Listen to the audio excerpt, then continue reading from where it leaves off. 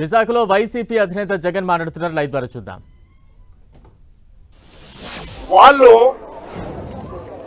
మనిషి బతుకున్నాడా లేదా కూడా అర్థం కాని పరిస్థితుల్లోకి వాళ్ళు వెళ్ళిపోయి రకరకాల అధికారులకు కంప్లైంట్ చేయడం మొదలుపెట్టారు. రాత్రి 10:30 గంటలకు రాత్రి 7 గంటలకు ఫిషరీస్ డిపార్ట్మెంట్ అధికారులకు కలిసి విన్నవించినారు. 7 గంటల సమయంలో ఫిషరీస్ డిపార్ట్మెంట్ అధికారులు ఎవరు కూడా స్పందించని పరిస్థితి అక్కడ కనపడేసరికి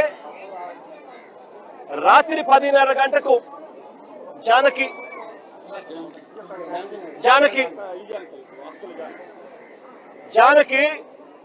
కలెక్టర్లకు, సిఐకి, కలెక్టర్కి, మెరైన్ సిఐకి ఇద్దరికి కూడా తాను మెసేజ్ పెట్టాడు.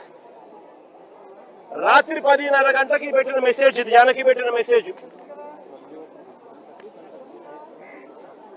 This is Janaki Vasupalli, so and so, 8 members of fishermen missed along with fishing boat. Request to please pursue the search operation near Gangavaram coast. Specific coordinates to saha Gangavaram ప్రాంతం నుంచి Gangavaram Coast దగ్గర ఘటన జరిగింది అని చెప్పి సమాచారం ఉన్న నేపథ్యంలో గురునాథ్ దగ్గర నుంచి ఇన్ఫర్మేషన్, కుటుంబ సభ్యుల దగ్గర నుంచి ఇన్ఫర్మేషన్ ఇవన్నీ క్రోడీకరించి కలెక్టర్కు, సిఐకి, మెరైన్ సిఐకు తాను పెట్టిన మెసేజ్లు. ఇది మెరైన్ సిఐ సేమ్ అదే మెసేజ్ మళ్ళా పెట్టాడు కలెక్టర్ కాకుండా మెరైన్ సిఐకి. Request for coast guard search operation, families worried, kindly help sir. ఇవన్నీ మెసేజ్లు పెట్టిన తర్వాత మనం ఏమైనా కూడా ఏం ఎక్స్పెక్ట్ చేస్తాము? విశాఖపట్నం ఇక్కడే ఉంది. విశాఖపట్నం ఇక్కడే ఉంది అని అంటే దాని అర్థం ఏంది?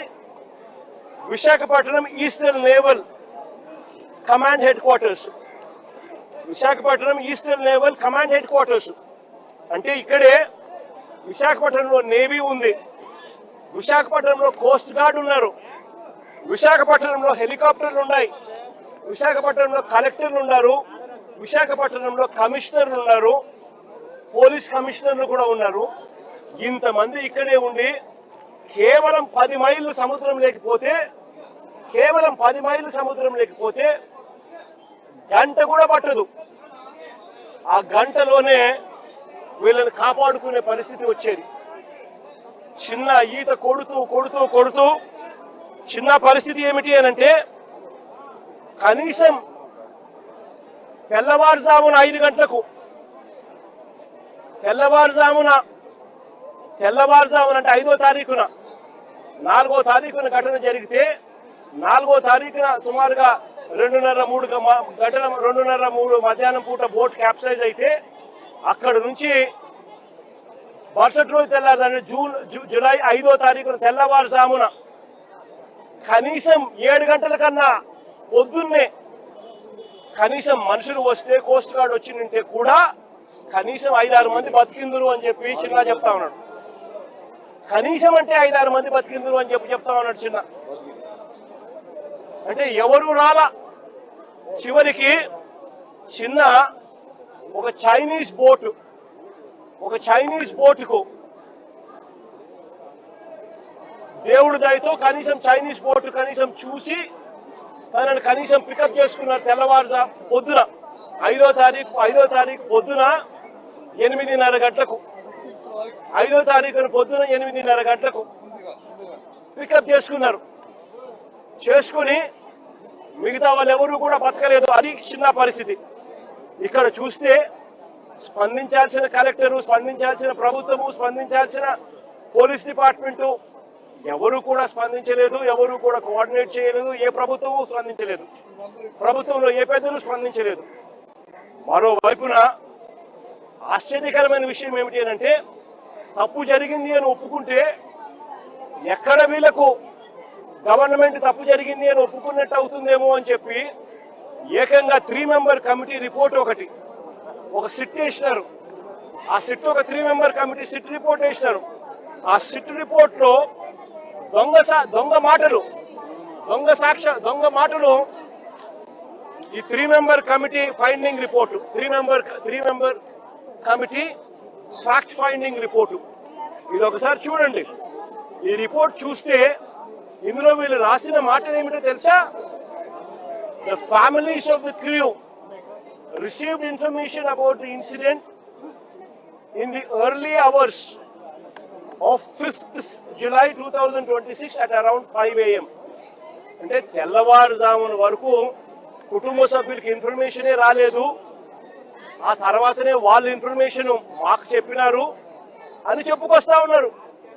అంటే పట్ట పగలే ఒక తప్పు నువ్వు చేసి నువ్వు కన్నా సరైన సమయంలో స్పందించి ఉంటే వీళ్ళందరూ బతుకుండే వాళ్ళని తెలిసి స్పందించకపోవడం నీ తప్పు అయితే ఆ తప్పును కవర్ చేసుకునే దానికి మీ 3 మెంబర్ ఫ్యాక్ట్ ఫైండింగ్ కమిటీలో ఇలా తప్పుడు రిపోర్ట్లు రాస్తా ఉన్నారు అని అంటే అసలు ఈ ప్రభుత్వం అన్నది నిజంగా మానవత్వం ఉందా ఈ ప్రభుత్వానికి అని నేను అడుగుతా ఉన్నా. ఇంకా ఆశ్చర్యకరమైన విషయం ఏమిటో తెలుసా? ఇంకా ఆశ్చర్యకరమైన విషయం ఏమిటి అని అంటే ఈ ప్రభుత్వంలో ఇన్సిడెంట్ జరిగింది, కనీసము ఒక్కరంటే ఒక్కరు కూడా కనీసం ఇంటికి కూడా రాల. ఆశ్చర్యం కలిగించే విషయం ఏమిటంటే ముఖ్యమంత్రి పట్టించుకోరు, డిసాస్టర్ మేనేజ్మెంట్ చూసే హోంమంత్రి గారు కనీసం ఈ జిల్లావాసే ఆవిడ కూడా కనీసము రాను కూడా రాలా.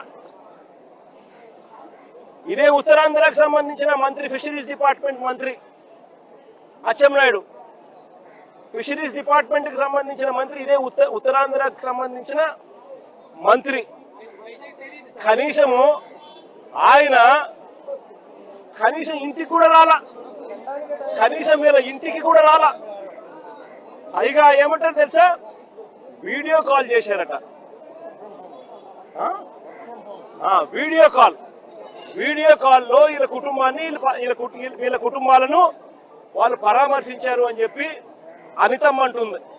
హోంమంత్రి డిసాస్టర్ మేనేజ్మెంట్ చూసే మంత్రి అనితమ్మ గారు వీడియో కాల్లో పరామర్శించినామని చెప్తారు.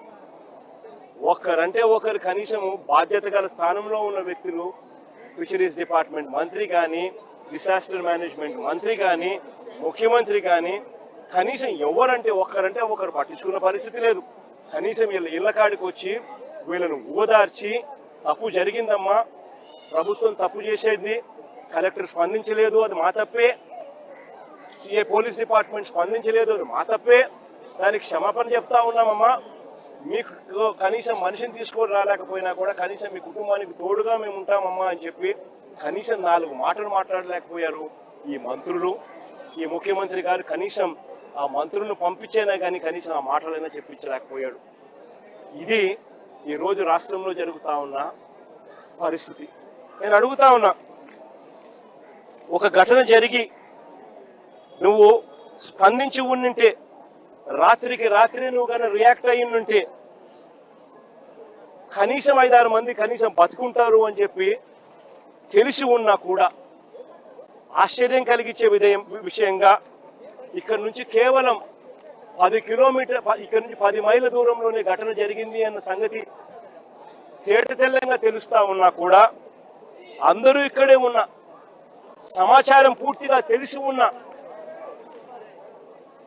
స్పందన లేక ప్రాణ నష్టం జరిగితే వీళ్ళు స్పందించింది ఏమిటో తెలుసా? వీళ్ళు ఇచ్చేది ఏం తెలుసా?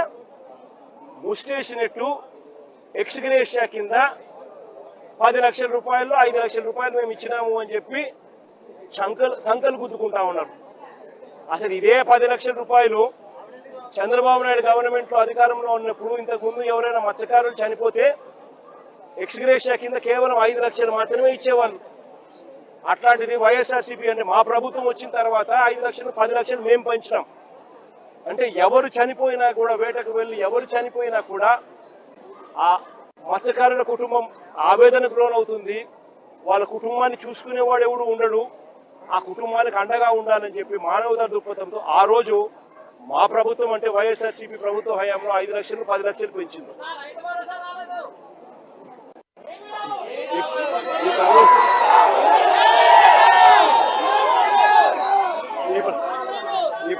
ప్రభుత్వంలో ఏమీ రాదు, అది పక్కన పెడితే ఆ 10 లక్షలు ఏదైతే అప్పట్లో గత ప్రభుత్వంలో మేము అనౌన్స్ మేము ఏదైతే ఇంప్లిమెంట్ చేసినామో, మామూలుగా ఏ తప్పు జరగకపోయినా కూడా, ప్రభుత్వం ఏ తప్పు చేయకపోయినా కూడా, నార్మల్ సర్కమ్స్టాన్సెస్ లో ఏదైనా దుర్ఘటన జరిగితే ఆ 10 లక్షల రూపాయలు ఇచ్చే పరిస్థితి.